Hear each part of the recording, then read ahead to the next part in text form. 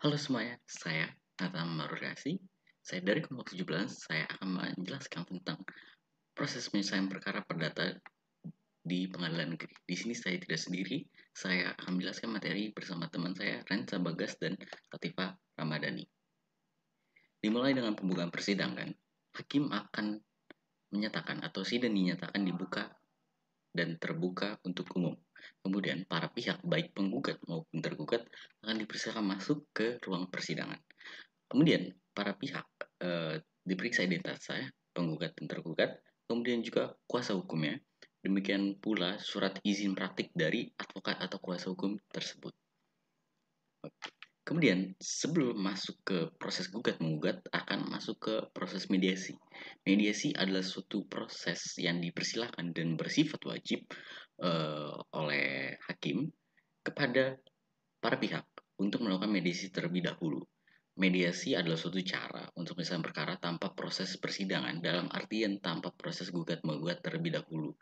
Dan juga mediasi di sini akan lebih efisien dan lebih cepat.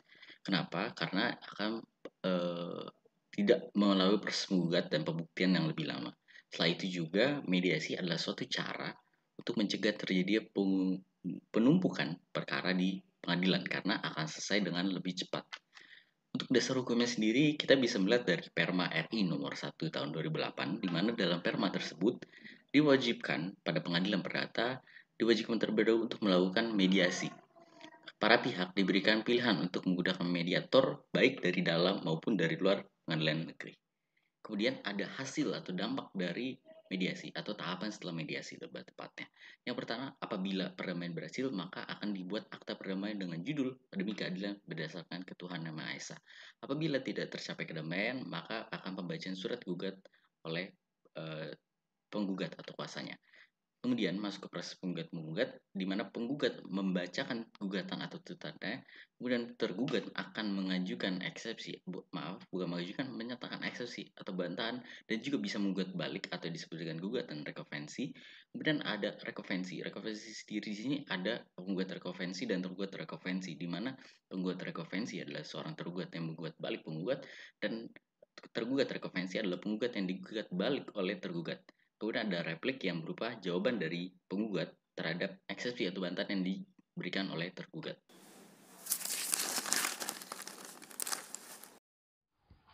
Baik, untuk tahap selanjutnya yaitu tahap surat menyurat atau jawab jinawab. Dalam tahapan ini, kemungkinan adanya suatu gugatan intervensi yang dibagi menjadi 3, yaitu voiging, tussenkom, dan Wirschwaring atau penjaminan. Yang pertama, voiging, yaitu ikut sertanya pihak ketiga atas inisiatif sendiri dalam pemeriksaan sengketa perdata untuk membela salah satu pihak penggugat ataupun tergugat. Yang kedua, yaitu tussenkom, ikut sertanya pihak ketiga atas inisiatif sendiri dalam pemeriksaan sengketa perdata akan tetapi tidak memihak salah satu pihak, baik penggugat ataupun tergugat, tetapi demi membela kepentingan sendiri. Yang terakhir, yaitu free warning atau penjaminan, yaitu ikut sertanya pihak ketiga dalam pemeriksaan sengketa perdata karena ditarik oleh salah satu pihak untuk ikut menanggungnya. Tahapan selanjutnya, yaitu tahap pembuktian.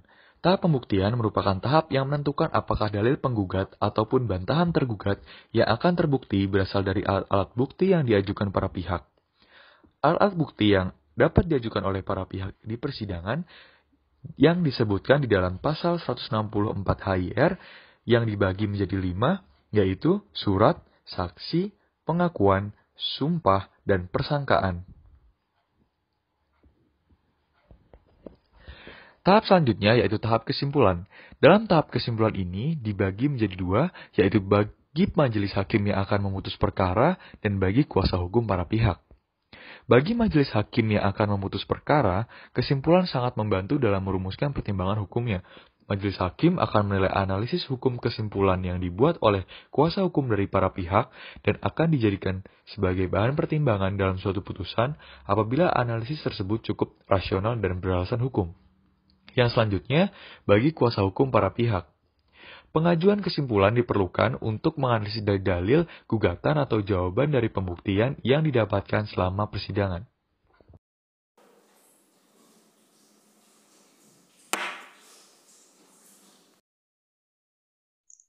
18. Musyawarah oleh majelis hakim yang bersifat rahasia. 19. Pembacaan putusan. Putusan hakim ini terdiri dari 4 bagian, yaitu kepala putusan, identitas para pihak, pertimbangan, dan juga amar putusan. Kemudian di setiap putusan pengadilan mempunyai kepala pada bagian atas putusan yang berbunyi demi keadilan berdasarkan ketuhanan yang Maha Esa. 20. Isi putusan. Isi putusan ini dapat berupa gugatan dikabulkan, gugatan ditolak, atau gugatan tidak dapat diterima. 21. Atas putusan ini, para pihak akan diberitahu hak-haknya. Apakah akan menerima, akan pikir-pikir, atau akan mengajukan banding. Kemudian apabila memilih pikir-pikir, maka diberi waktu selama 14 hari oleh majelis hakim. 22. Dalam hal ada pihak yang tidak dapat hadir, maka akan diberitahu terlebih dahulu dan dalam waktu 14 hari setelah pemberitahuan diberi hak untuk menentukan sikap. Kemudian apabila pada waktu 14 hari tersebut tidak menentukan sikap, maka dianggap telah menerima putusan. Demikian pemaparan materi dari kelompok kami. Sekian dan terima kasih sudah menonton video ini.